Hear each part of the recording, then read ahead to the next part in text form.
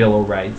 But I am afraid that there's this tendency for, once there is a pool of money to spend, people in control of that money spend it because it's not theirs. This is a simple rule of life.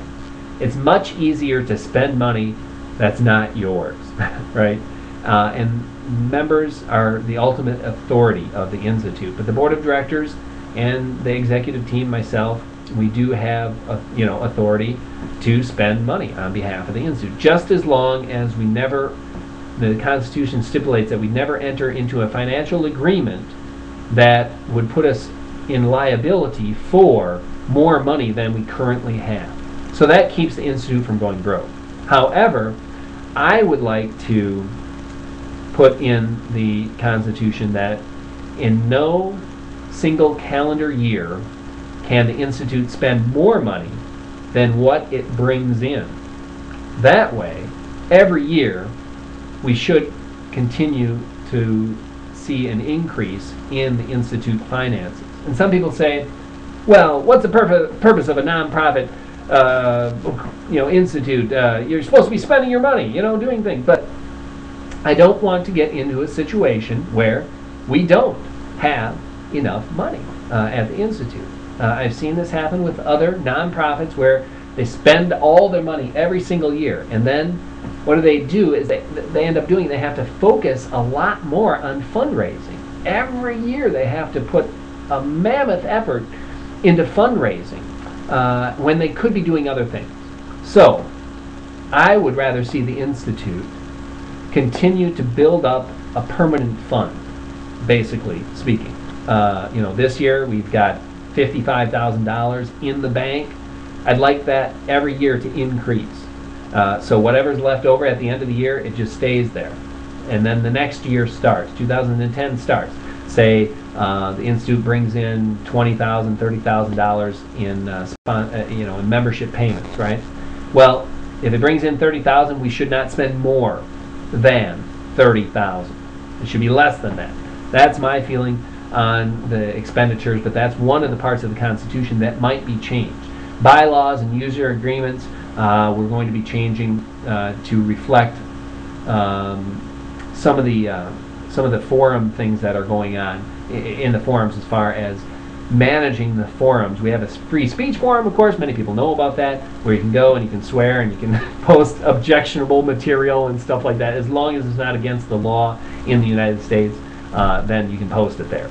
Now, that's our free speech forum. But the rest of the forums, we really want to keep focused on the mission of the Institute to conquer the blight of involuntary death, and also to focus on science and focus on progress. And we don't want flame wars and a lot of off-topic stuff that it really doesn't help out that much. So the user agreement is going to be changed a little bit to reflect some of that.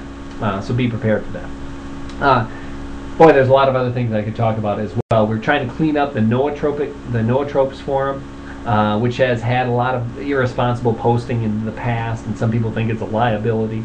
But we're trying to clean that up to make it a little bit more, to make it more valuable forum, to make it have more substantial information, and get rid of all these posts that were made in there that really are meaningless and really don't contribute very much at all. And then also, there's another forum. We're trying to implement something called the vendor forum, where if people want to talk about different products, they should post in the vendor area. Think about that. If you're at the Institute, post in the vendor area instead of in some of the other forums. The other forums, we want to be focused on what's going to help life extension, what type of science is going on, what type of research is going on, why should someone be taking, say, resveratrol, or why not? Not what brand should you be taking. These type of discussions just end up everyone getting into flame wars, name calling. It's useless to have that in the forums and distracting everyone's attention. So we're trying to have people, let people know, post those retail and product discussions in the vendor area, not in the supplements area, not in the Nootropes area, not in the bioscience area, and things like that. So those are a couple forum issues that I've been busy with lately. Been busy with a lot of stuff, and we're going to upgrade the forums as well with a new version of the Envision Power Board. That's coming up fairly soon, next week or two, hopefully. We started a couple of other, we started an engineer team as well at the Institute. That was another initiative that began this year. We got some engineers, basically web admin type people who will help out with that. So there's a lot of things that we could potentially be doing, but in the future. And one other thing is that we want to change the structure of the board of directors. If you're familiar with the Institute, you know that the Institute has 7 members on the board of directors. And let me tell you a story give you the background story of this, just so you understand, people who may be listening in the future. I've told this story multiple times in the past. Every time this discussion comes up about should the board of directors be the people who are actually running the day-to-day operations and projects of the Institute, or should they not? Let me tell you a story of how the Institute got started. It started as bjklein.com. Bruce Klein started his own personal website that was focused on living forever, living indefinitely, let's say, curing aging, living healthy, reversing aging, things like that. He started the website, and then in 2002, we incorporated the Immortality Institute. What was his personal website became the Immortality Institute. And at that time, Bruce didn't have, like a normal day job. His job was basically the Institute and getting it started and getting the forum started and doing some projects. And he embarked on producing a film for the Institute, and he also organized a big conference for the Institute. We also published a book for the Institute. And these items, which were very popular and very effective, were done by Bruce and Caliban, who helped edit the book. They were done primarily by those 2 directors, and myself. I helped out a little bit as well. But that set a precedent. Bruce was doing all the work for the Institute, and he was a director. Ever since then, Bruce kind of took a back seat in late 2005. He went and got a day job, let's say. He started working for Novamente, and then he's working also for the Singularity University nowadays. He still stops in at the Institute and helps out, infrequently, once in a while. But he hasn't been around for about 4 years, very much.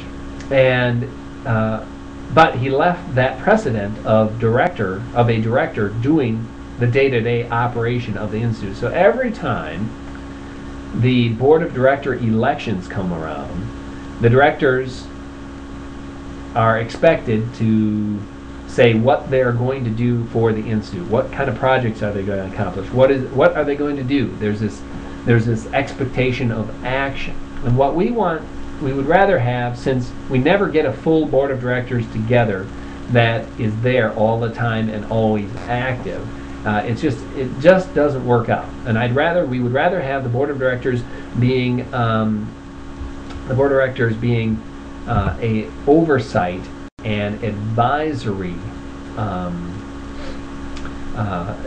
role, an oversight and advisory role for the Institute.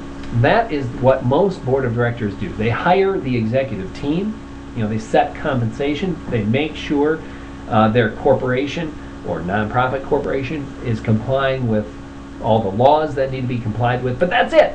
They hire an executive team, and then that team does the whole operation.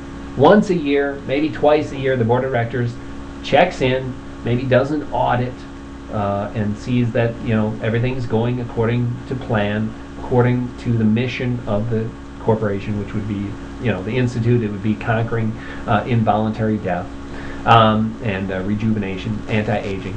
You got the picture. And that is what I would hope the board of directors at the Institute would do, is provide more regulatory and oversight. And we might reduce the number of directors to 5, in fact, because 7, we just never can get 7 directors who are in a position in life where they can contribute very often. So if we just have oversight, if the board just provides oversight and has a meeting twice a year, make sure everything is going according to plan, and then the day-to-day operations will be accomplished by myself, the executive director, I was hoping that the Institute can